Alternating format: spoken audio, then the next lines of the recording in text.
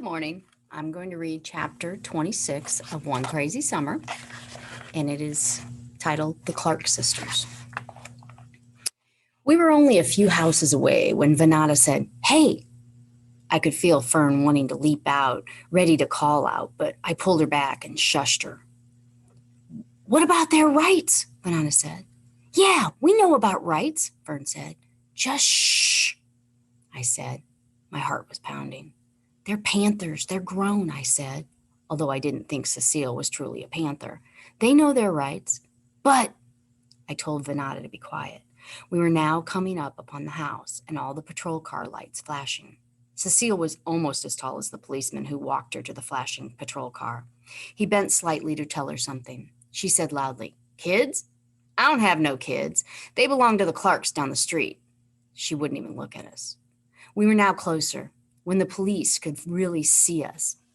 With my shoulders, arms, legs exactly like hers, Vanetta's "I don't care" eyes exactly like hers, and Fern a smaller version of Vanetta and me, I said, "She's not our mother. I'm Delphine Clark. I'm Vanetta Clark. I'm Fern Clark. And we live down the street with Ma and Big Pa. Yeah, down the street in the blue stucco home. Not with this lady," I said. "Not with her." "Surely don't." They had already pushed Cecile down into the back seat of the car. I said to my sisters without looking at Cecile, "Come on." We walked past our mother. Walked with our bag of fried rice and chicken wings as far as we could without looking back. My heart still pounding and the smell of the fried food making me sick. Why had the police arrested Cecile? She wrote "Send Us Back to Africa" poems and movable type poems. She didn't write "Off with the Pig" poems or "Kill Whitey" poems. That is, if writing poems were a crime. It was just as Sister Macumba and Crazy Kelvin were trying to teach us. In Oakland, they arrested you for being something, saying something. If you were a freedom fighter, sooner or later you'd be arrested. Fern asked, "Why'd she say she didn't have no kids?" "She had to," I said. "Why? They would have taken us away, split us up, and put us in juvie or something." Fern said, "I don't want to go to juvie." Vanetta said, "She sure said it really easy, kid. Kids, I don't have no kids." It was like she said cooties. "I don't have no cooties." I reminded her, and we said we were the Clarks real quick, real easy. "I was following you," Vanetta said. "Me too," Fern said. Well, we had to say that. Did you want them to send us to juvie hall or call Ma and Big Pa and worry them to death? We'd have to wait in juvie hall until Pa and Big Ma came from New York to get us. You wouldn't like juvie hall. It's just like jail. By the time we turned around and started back, the police cars had driven off with Cecile and the two Black Panthers. I let us in. I couldn't tell from the living room what had happened between Cecile, the police, and the two Black Panthers. The door had not been kicked in like it had been at Hirohito's house.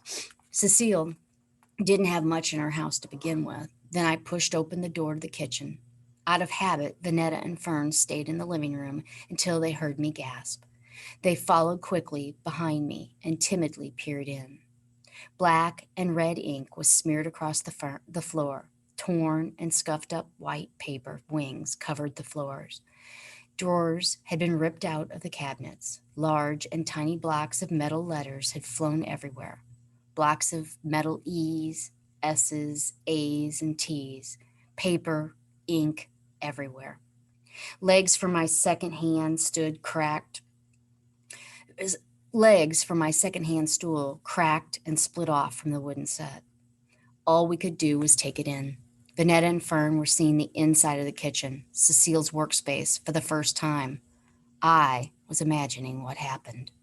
How Cecile didn't want them in her house, in her workspace, where she only allowed me and only at a distance. That the police might have touched her papers or picked up her letters with the clumsy cop hands. Cecile might have gone crazy, like I knew she could have, instead of saying, "I'm a citizen and have rights." She and the Black Panthers might have demanded to see the policeman's search warrants. She might have reached out to protect her poems. The broken stool told me more than I wanted to know. I found 3 forks, 2 on the floor and 1 in the sink. I washed them along with the 3 plates, and we went back out to the living room. Vanetta spread Cecile's tablecloth, and we sat down to eat. I said the blessing, asked God to protect Cecile while she was under arrest, and then we ate. Mean Lady Ming had thrown in 2 extra chicken wings, and that was good because we were hungry.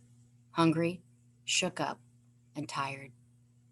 We have to clean up Cecile's kitchen before she comes home. Why?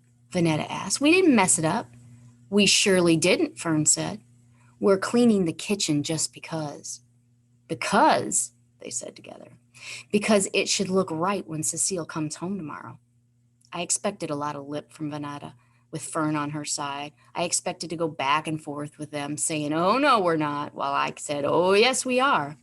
Instead, Vanetta asked, "What if she doesn't come home tomorrow? What if they keep her locked up like Brother Woods?" "Yeah," Fern said. "They could keep her and never let her go." They were right.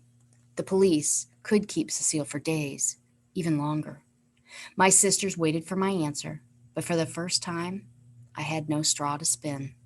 I could only clear away the food, plates, and forks.